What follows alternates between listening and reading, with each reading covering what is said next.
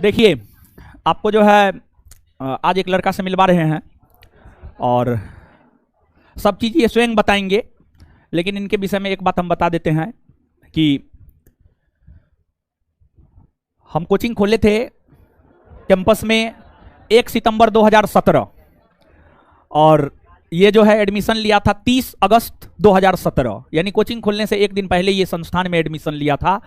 और जीएस सिर्फ ये यहीं पढ़ा है, बाद बाकी बुक पढ़ा है, सेल्फ स्टडी किया है और काफी लंबा संघर्ष रहा है इनका।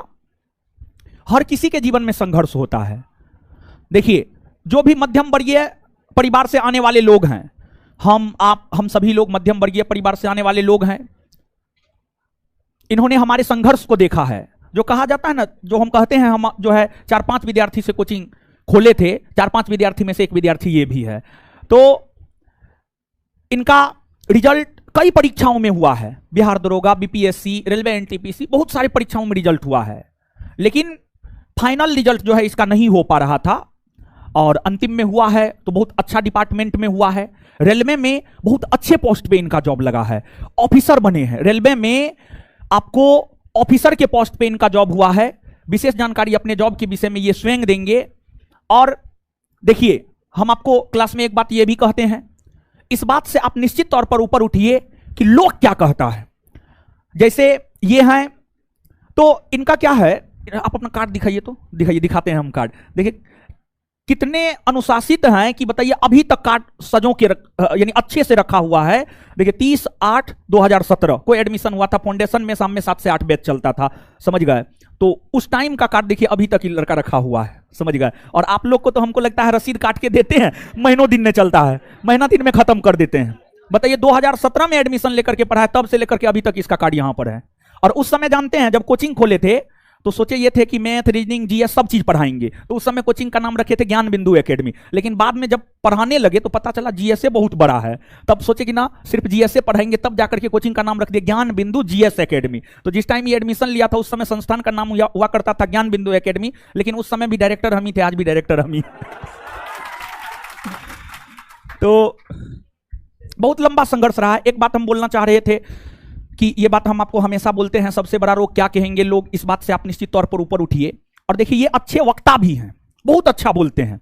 और गायत्री परिवार जो कंकरबाग में है, वहां से ये जुड़े रहे हैं। इनके विषय में कभी कभी हम आपको क्लास में भी बोलते हैं, कभी कभी बोले हैं इनके विषय में हम आपको क्लास में। बहुत अच्छे वक्ता भी रहे हैं। तो अब अच्छे वक्ता रहे हैं तो गाँव घर भी जाते थे तो बहुत अच्छा बोलते थे। कहीं पर भी मंच मिलता था, माइक मिलता था, बहुत अच्छा बोलते थे। इनका रिजल्ट नहीं होता था, फाइनल नहीं होता था तो लोग कहता था हाँकता है। इनके पिताजी को लोग कहता था तुम, आपका बेटा तो लफुआपनी करता है पटना में। लेकिन वही लोग जब इनका रिजल्ट हो गया है तो वही इनका रिश्ता लेकर के आता है। अभी फरवरी में पटना खाली करके गए हैं, घर पे कुछ दिन रहे हैं, बता रहे थे पर 2 दिन 3 दिन पर एगो रिश्ता आ जाता है, समझ गए। तो ऐसा स्थिति है। तो इस बात से देखिए, इन चीजों में हम आपको यह बोलना चाह रहे थे, आप इस बात को समझिए। जो लोग पहले इनके विषय में निगेटिव बोलता था, वही लोग आजकल बहुत ज्यादा पॉजिटिव बोलता है। तो इस बात से आप ऊपर उठिए। लोग क्या कहता है, अच्छा कीजिएगा तब पर भी लोग बुरा कहेगा, अब बुरा कीजिएगा तो लोग तो बुरा कहेगा ही। इसलिए कोई फर्क नहीं पड़ता है। हमारा जीवन है, हमको अपने तरीका से जीना है। हमको क्या करना है, क्या नहीं करना है, हमको डिसाइड करना है, समझ गए। और अध्यात्म में काफी ज्यादा शक्ति होता है। हम आपके क्लास में भी बोले हैं, जिनका कंसंट्रेशन पावर नहीं बनता है वो गायत्री मंत्र जपिए 24 बार या 108 बार। आप ही के क्लास में बोले, हमको याद है, समझ गए। अध्यात्म में बहुत अधिक पावर होता है। आप इस बात को नहीं समझ पाइएगा। जब आप जुड़ेंगे अध्यात्म से, जब आपको फायदा होगा, तब आप चीजों को समझ पाइएगा, समझ गए। तो ये बात है।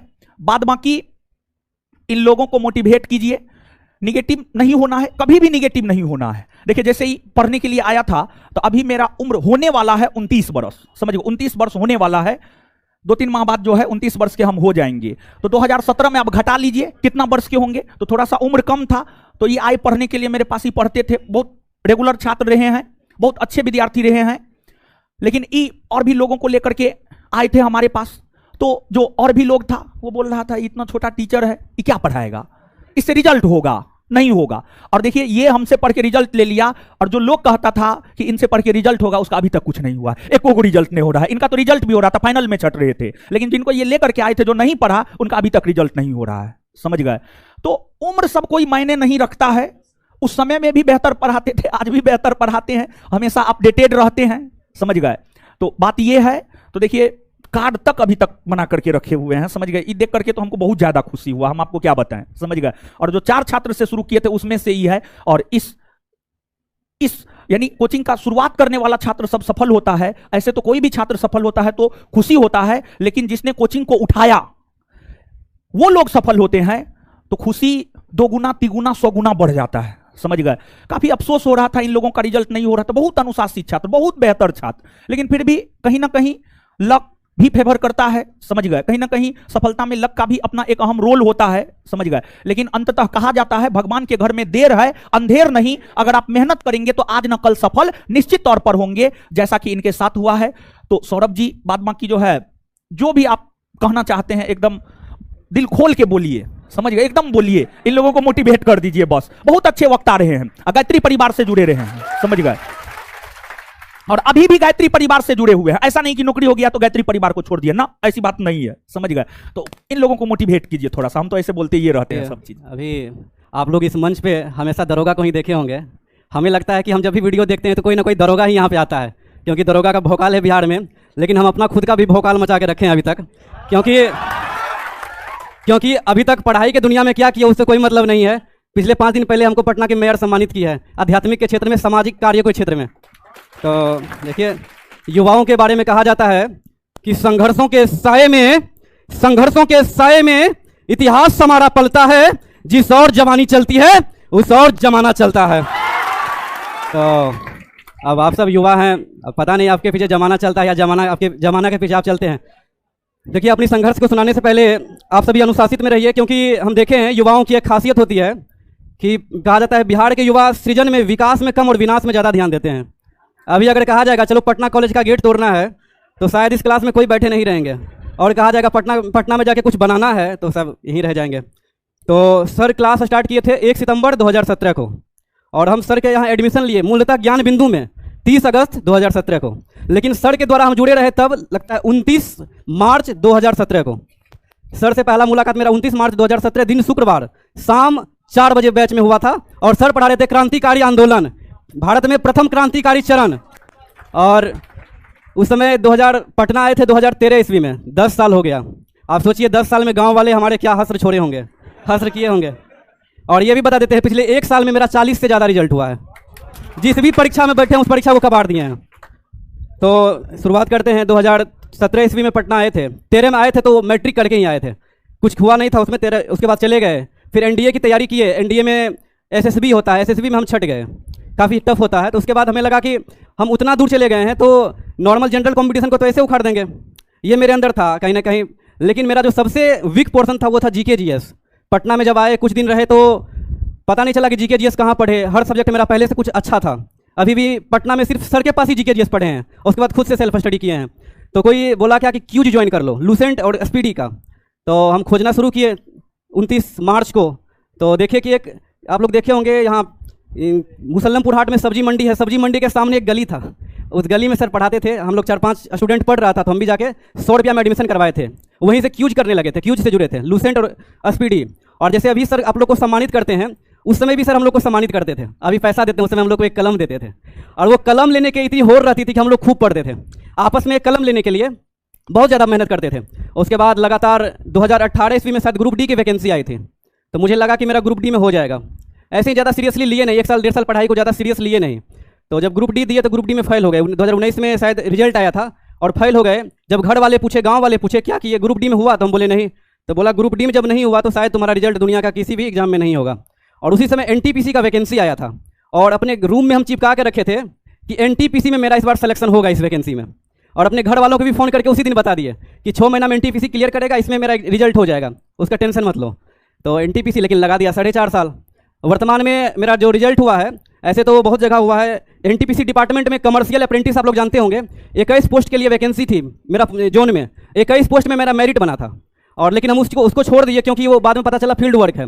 और उसके बाद हमको कोई JEE के बारे में बताया कि JEE इससे बेहतर पोस्ट है, DRM ऑफिस में सप्ताह में 5 दिन काम करना होता है और 5 से 6 घंटा ही ड्यूटी होता है। मूलतः आप लोग दरोगा का भोकाल है तो दरोगा के बारे में जानते होंगे, 24 घंटा ड्यूटी है, सप्ताह में 7 दिन ड्यूटी है। तो मुझे आगे करना था UPSC और BPSC, इसलिए हम इस पोस्ट को प्रेफरेंस दिए और इसी को हम पहला थी किए। इसी में लेवल 6 में DV और मेडिकल को हम छोड़ दिए। डर ये भी था कि 5 होगा कि नहीं होगा पता नहीं, क्योंकि JEE हमको चाहिए, लेकिन अंदर से लगा चलो हो जाएगा, देखते हैं। सर से मिले भी थे, सर को बोले थे कि सर अगर मेरा टाइपिंग पास हो गया, टाइपिंग मेरा अगर क्लियर हो जाएगा तो शायद मेरा रिजल्ट हो जाएगा। और NTPC में आप लोग जानते होंगे GK GS का रोल होता है या मैथ रीजनिंग का?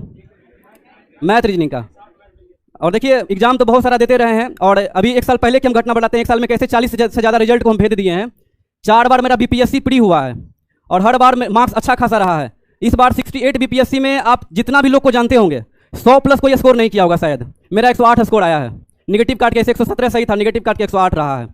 CDPO का मात्र 55 सीट था, 55 सीट में मेरा प्री का रिजल्ट हुआ है। अभी हम BPSC का मेंस देके ही आए हैं सर से मिलने के लिए, वरना पटना खाली कर दिए थे। इसमें रिजल्ट हुआ है, CDPO में रिजल्ट हुआ है। बिहार दरोगा प्री इस बार जो हुआ था 2213 में, PT में मेरा 80 प्लस सही था, जबकि प्री अच्छो को उड़ा दिया था, दिमाग घुमा दिया था, इतना ज़्यादा क्वेश्चन टफ था, लेकिन उसके बावजूद मेरा उतना सही हुआ था। मेंस में दरोगा में एक BPSSC आयोग की एक बुराई ये है कि उसमें पारदर्शिता नहीं है। सर से मिले थे, सर को बताए थे कितना सही, सर बोले हो जाएगा, हम बोले 85 तो प्लस हो रहा है सही। इसकी मूल वजह यह है कि एक किताब को हम लगभग 50 बार पढ़े हैं। आप कुछ लोग सोचेंगे 50 बार कैसे पढ़ सकता है कोई, तो उसका तरीका भी हम बताते हैं कि शॉर्ट नोट्स बना के।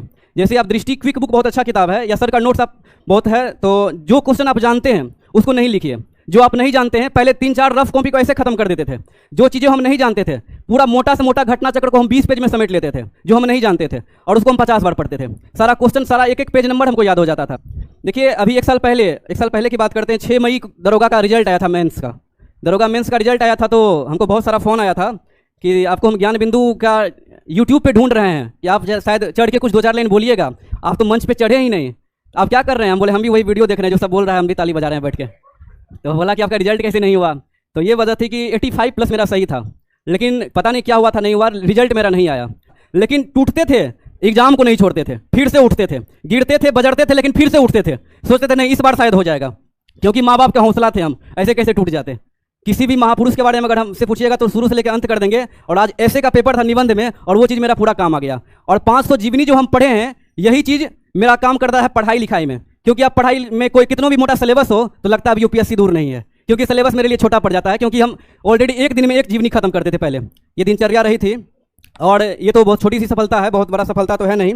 ऐसे तो आध्यात्मिक प्रवृत्ति के हम हैं। हमारे लिए सफलता का मतलब वही है कि जिस दिन दुनिया छोड़ के जाएंगे, हमारी अंतरात्मा भी कहेगी, हमारी अंतरात्मा से आवाज़ आनी चाहिए कि मैंने देखा था जब नज़ारे, जब मैं मौत की नींद में सोया था, मैंने देखा था जब नज़ारे, जब मैं मौत की नींद में सोया था, तो उस दिन सिर्फ मेरे घर वाले ही नहीं बल्कि पूरा हिंदुस्तान मेरी मौत पर रोया था। तो ऐसी भावना है, ऐसी समाज को कुछ एक नई दिशा देने का प्रयास है। सर शुरू से ही हमारे बारे में जानते थे कि क्रांतिकारी प्रवृत्ति के हैं। सर बोले थे एक नौकरी पहले कर लीजिए, उसके बाद तो क्रांति का लहर मचाना ही है भारत में और बिहार में। फिलहाल तो काफ़ी दूर गए हैं, प्रयास रहेगा, सर का आशीर्वाद रहेगा तो शायद BPSC में सेलेक्ट होकर बिहार आएंगे, और सर का जो इतना फौज खड़ा हुआ है दरोगा में, उन सभी को क्रांतिकारी बनाकर बिहार को उठाने का काम करेंगे, उत्कृष्टता की ओर बिहार को ले जाने का काम करेंगे, क्योंकि किसी भी राजनेता से बिहार बदलने वाला नहीं है। एक और शायरी है, या तो हवाओं का रुख मोड़ देंगे हम, या तो हवाओं का रुख मोड़ देंगे हम, या खुद को एक युवा कहना छोड़ देंगे हम। जिस दिन भी लिखने से हिचकिचाएंगे हकीकत, कसम जवानी की, उसी दिन कागज को फाड़ देंगे और अपनी कलम को तोड़ देंगे हम। तो सर का कोचिंग भी स्टार्ट हुआ था मेरे स्पीच से ही, जब हम पटना में पढ़ना शुरू किए थे। 1 सितंबर को हम अपना स्पीच से ही क्लास शुरू किए थे, और आज अपने स्पीच से ही पटना को अलविदा कहते हैं। बहुत बहुत धन्यवाद कि सर हमको इस मंच से बोलने का मौका दिया और आप लोग सुने।